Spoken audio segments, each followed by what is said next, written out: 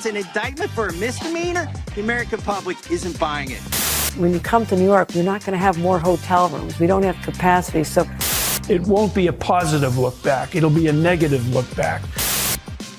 A tectonic shift over at Fox News. We'll tell you about it. New York says no more illegal immigration as illegal immigration surges at the border. Merrick Garland, in some of his testimony yesterday, Canada has some big protests, Ukrainian propaganda, and a whole lot more coming up on this episode of Daily Caller Live. Thanks so much for tuning in. My name is Jobob. Daily Caller Live starts right now. Here we go. Might be the only brown guy on earth named Jobob. That is actually her name, Jobob. Live from the dingy bunker that is completely and utterly cut off from the outside world, except for you fine folks. My name is Jobob. This is Daily Caller Live. Thanks so much for tuning in. On today, it is Thursday, September 21st, the year of our Lord 2023.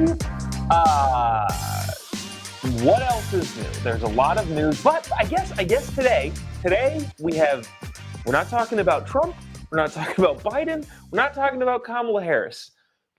I say that now, but they will probably come up inevitably because some of the stories that we're talking about are big enough to warrant some sort of conversation around that. I think the first thing that I want to get to, and this we'll kind of just go over this briefly, but this I think is big news. Big news with a lot of questions, and I have some answers for you. But this morning or yesterday, I think he lives in England, so I'm not sure what day it was specifically. But Rupert Murdoch, founder and CEO, is set to step down from Fox News Corp and News Corp. The guy has built a massive empire. Through media, through news, and all that sort of stuff, and is one of the biggest players and titans in the space. Which, okay, that's fine. He's 92 years old. He's got to step down at some point, or step into a different life, being that old. But the question is, well, what's going to happen to Fox News? What direction are they going to take? Especially politically, because I know a lot of people aren't big fans of Fox News at this point in time, but they have done quite a bit in terms of moving the needle to the conservative side of the aisle. And so do people have anything to worry about with the new guy who's inevitably going to step in? Now, I wanted to play this MSNBC clip. It's like 50 seconds, but I thought it was just funny because they're talking about this in, this is happening and this is a good thing. They'll be looked at, you can identify for yourself what the negatives or what the necessity is for an MSNBC host covering this type of story. Watch this.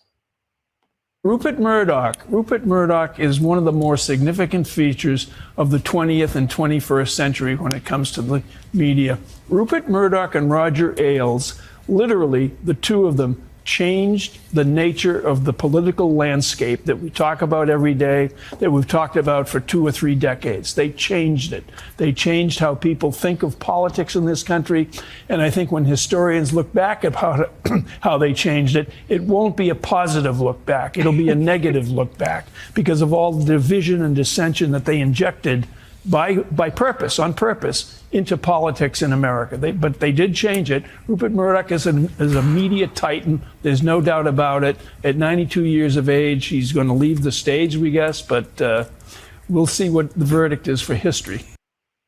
I like how, rather than just saying, hey, one of the guys who just honestly changed the political landscape and the media landscape is retiring, they got to go, well, history is going to look at them negatively.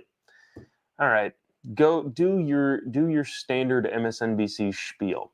But that leaves a lot of questions. Rupert Murdoch obviously allowed various conversations to happen on Fox News specifically, but also the Wall Street Journal is owned by him.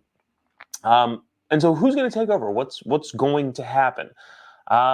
I guess the next in line is a guy named Lachlan, Lachlan. Some British name, I don't know. But Rupert's son. And the question is, well, what is he going to be like? I guess the good news is that at the very least, throughout the last couple decades, this guy Lackland has been kind of tight-lipped on his political standings. Hasn't really said much. Has kind of said, I'm kind of not really involved in politics because I'm running the news organization and I don't want my political beliefs to get muddled in the business. Until about 2020.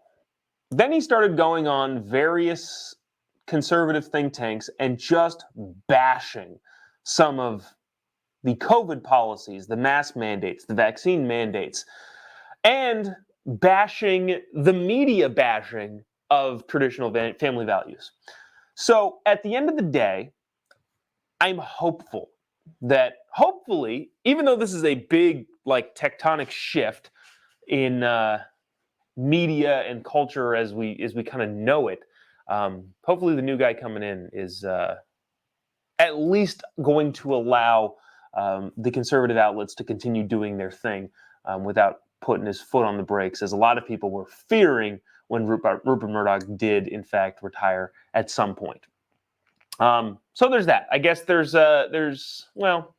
some hope, I guess, so to speak, with conservative news at the highest levels. Again, I'm aware that a lot of people aren't big Fox News fans right now, but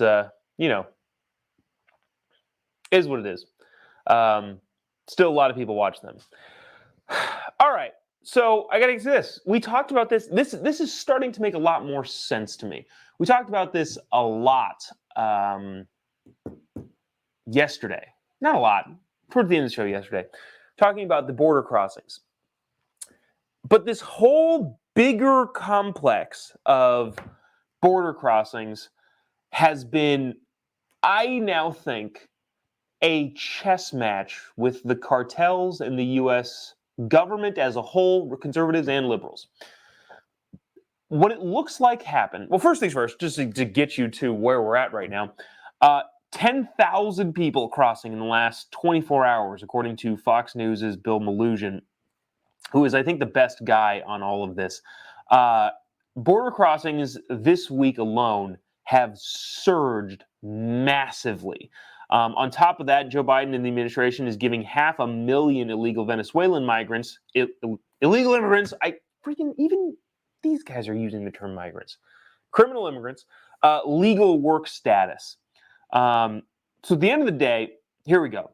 Per CBP sources, the last 24 hours alone, over 10,000 illegal immigrants were encountered at the border, bringing us back to an all-time record high that we saw in May before the end of Title 42. 8,500 were Border Patrol apprehensions and 1,600 were CBP port entries. So in the last 24 hours, the Border Patrol is saying these numbers are crazy high. So that's what's happening now, right? And in looking at the scope of all of it, it kind of is now making sense. Not, again, this is more of a cynical, this is just how things are take, rather than I think this should be happening or I don't think this should be happening. But what we learned, especially during the early stages of the Biden administration, is that the cartels, in a lot of ways, have transitioned their business into human smuggling, effectively what it is. You pay the cartels a fee. Actually, I have some personal experience with this. A guy who's doing some work on our house said, oh yeah, I paid a coyote to get over here a couple of years ago. But that is the business of a lot of the big cartels. The cartels are not only drug smugglers, they're smugglers of really anything and everything, including people. People/families pay the cartels. They get them over the border and tell them how to interact with the U.S. government, give them all sorts of tips and tricks.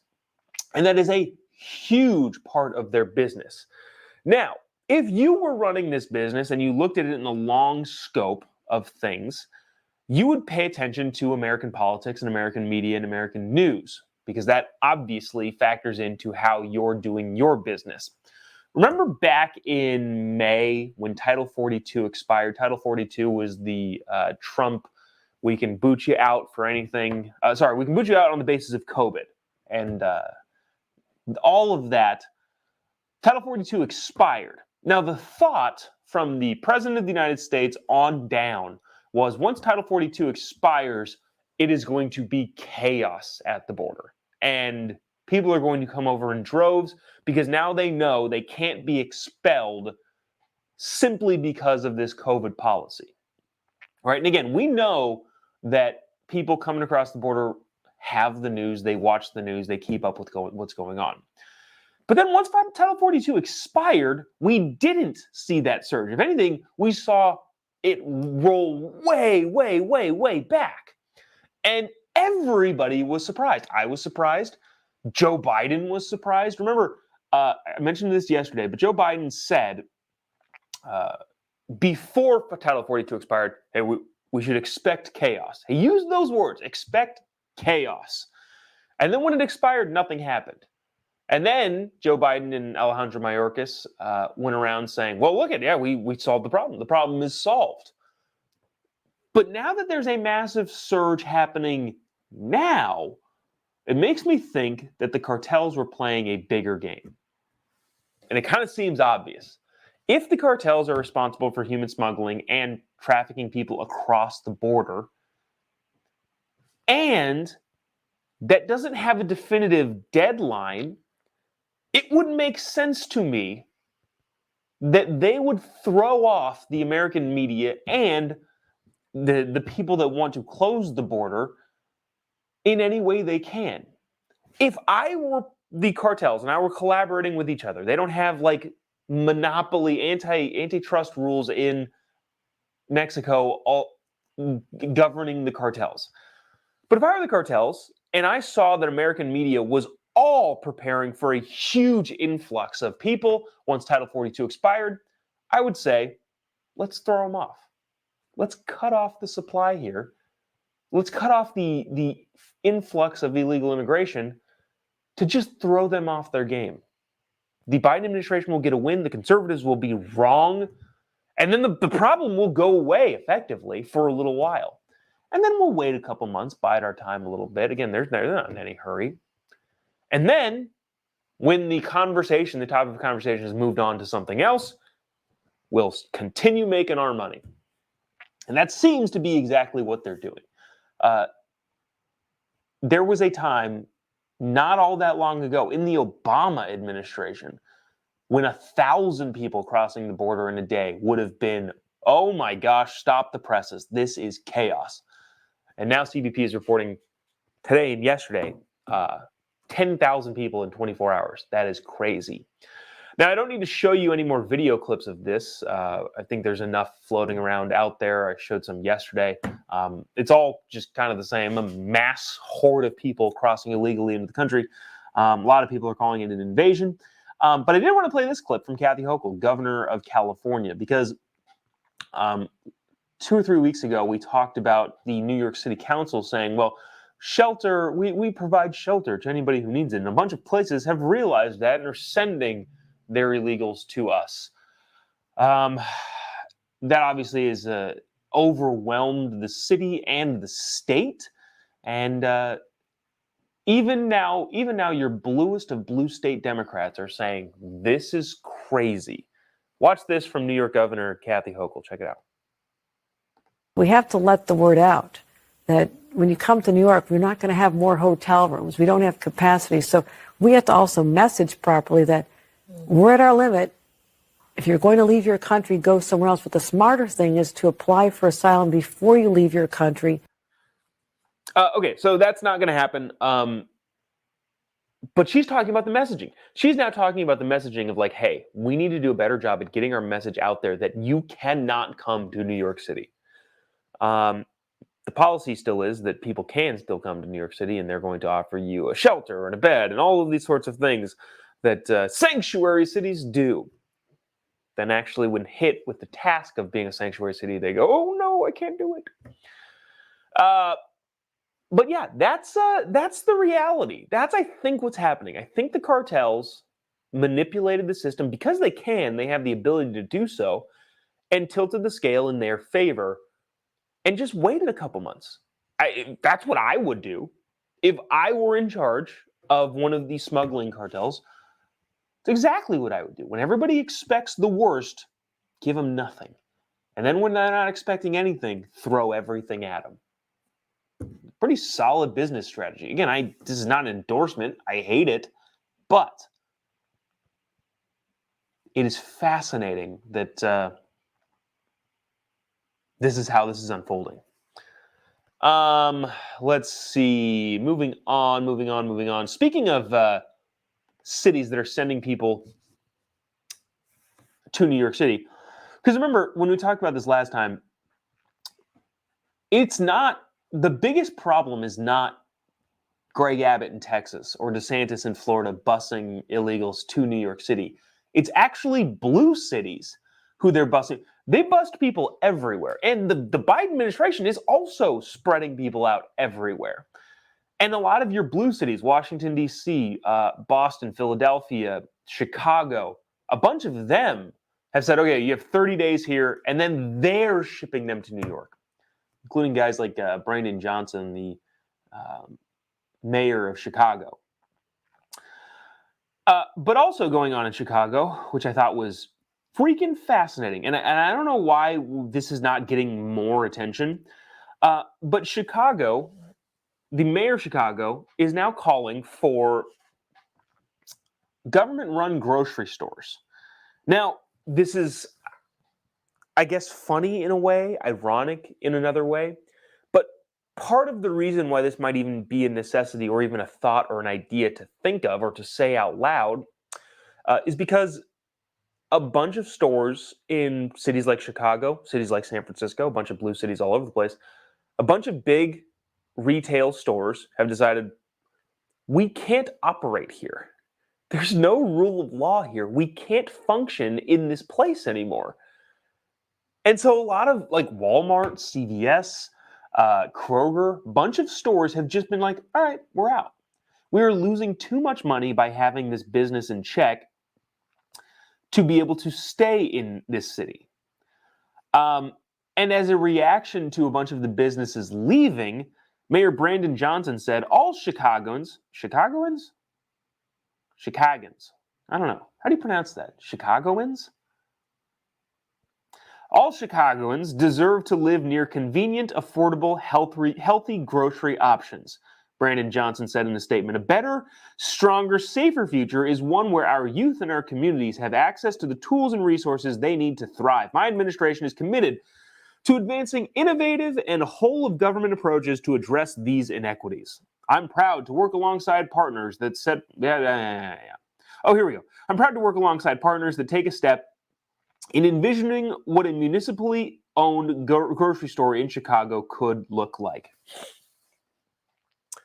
Well, again, the irony is that if your goal is to protect the citizens, maybe if you tackle that project, you wouldn't have the problem of grocery stores and drugstores and retail stores leaving the city. Just a crazy thought. Maybe if you crack down on all the violent crime, all of the just the overall unsafe environment of the city of Chicago, maybe then these stores that are leaving because of the unsafe environment in Chicago wouldn't leave. Or I can't figure out Brandon Johnson yet, because there's some people that are just the tear it down and will make things intentionally worse. Like I think Alvin Bragg, the DA in Manhattan, is actively trying to make things so bad that the system has to reset. And then it resets the way that he wants it to reset. I can't figure out Brandon Johnson. I don't know. The one thing that worries me about him is he's a very good politician. Got a great smile, really, really charismatic, works a crowd really, really well. But I can't tell if the chaos that he's allowed Chicago to devolve into is a part of a plan to usher in government-owned grocery stores.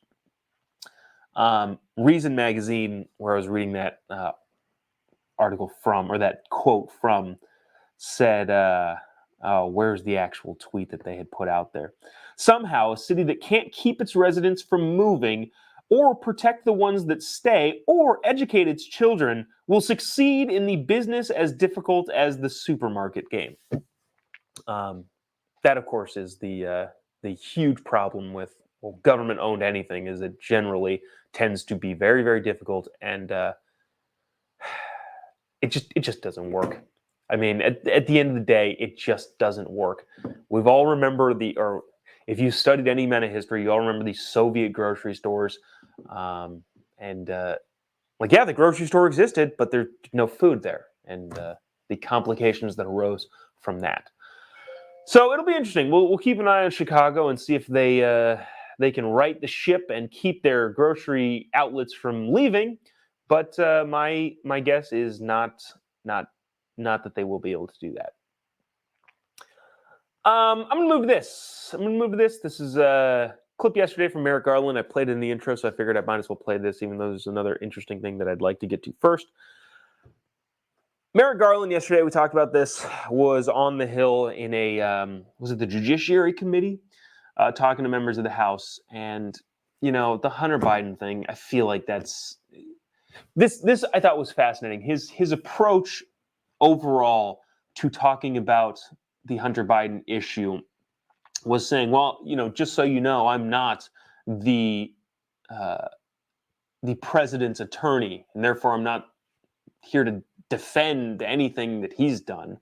And also, Merrick Garland would say, the Department of Justice works for the American people. They are not Congress's prosecutor, which I thought was a hilarious line, as if, well, if only the people had representatives that would speak in their place to the DOJ that works for them. Idiotic. What an idiotic thing to say. Oh, we work for the people. Okay. Well, you're talking to the representatives of the people. So that's a bad answer, whatever way you slice it. Let's see. But anyways, so outside of the Hunter Biden stuff, this is Garland talking to Kyle Massey. Kyle Massey really just laying into Garland about what he knew about January 6th. And again, I'm not a fan of January 6th, not a fan of what happened there at all. But also, you have to be fair about how people are getting prosecuted when other insurrections, like the insurrection that happened in Kevin McCarthy's office, what happened to those people? Are they getting a year in prison? No, probably not. But anyways, I want you to watch this exchange. I thought it was fascinating. Check it out. You're signing the Constitution. I'm going to cite it. It's our constitutional duty to do oversight. Now, in that video, that was your answer to a question to me 2 years ago, when I said how many agents or assets of the government were present on January 5th and January 6th and agitating in the crowd to go into the Capitol, and how many went into the Capitol. Can you answer that now? I don't know the answer to that question. Oh, last time, you don't know how many there were, or there were none? I don't know the answer to either of those questions. If there were any, I don't know how many. I don't know whether there are any. I think you may have just perjured yourself that you don't know that there were any. You want to say that again, that you don't know that there were any? I have no personal knowledge of this matter. I think what I said last time. You've had 2 years to find out. And the day, by the way, that was in reference to Ray Epps, and yesterday you indicted him. Isn't that a wonderful coincidence? On a misdemeanor. Meanwhile, you're sending grandmas to prison. You're putting people away for 20 years for merely filming. Some people weren't even there yet. You got the guy on video who's saying go into the Capitol. He's directing people to the Capitol before the speech ends. He's at the site of the first breach. You've got all the goods on him, 10 videos, and it's an indictment for a misdemeanor? The American public isn't buying it. Okay, so bottom line here is Garland just saying, I have no idea to the question that I promised you an answer to 2 years ago. And, there's some room for, you probably didn't come with the answer. But at the same time, I really wish somebody would answer these. I'm not the first person to jump at conspiracy theories. I'm not, and I'm using the word conspiracy theories as the actual definition of people who conspired to do a task. I'm not the first person to jump at that sort of stuff. But if you don't want things to look like they were some big, grander conspiracy theory, don't make it look like it was some big, grand conspiracy theory. Like, if you don't want people to be skeptical of what you're doing, show your cards. Like, at what point does somebody answer, okay, here was the government operation. And by the way, we're the one funding this sort of stuff. This is our information to have. Unless, of course, I guess there's some bigger... this is our information to have. And at some point, somebody's got to answer the question. And if they don't, how are we not supposed to go into, okay, well, now I'm super skeptical. If you want to eliminate skepticism, show your cards. And maybe Merrick Garland isn't the person to answer this specifically, but somebody has to at some point. Again, I'm not the person that gets on the conspiracy train very easily. But you got to, at some point, at least make an attempt to eliminate my skepticism rather than just saying, you're a conspiracy theorist. Okay, but a bunch of this stuff still looks weird, and it's been now 2.5 years. Yeah, 2.5 years. Okay, making sure I got that math right. We'll close it out with this. This is, I thought this was funny and kind of interesting. So, I know this term looks aggressive, but this is the literal definition of propaganda. And I'm not, another kind of stuff that like, hey, if you don't want stuff to look weird, don't make it look weird.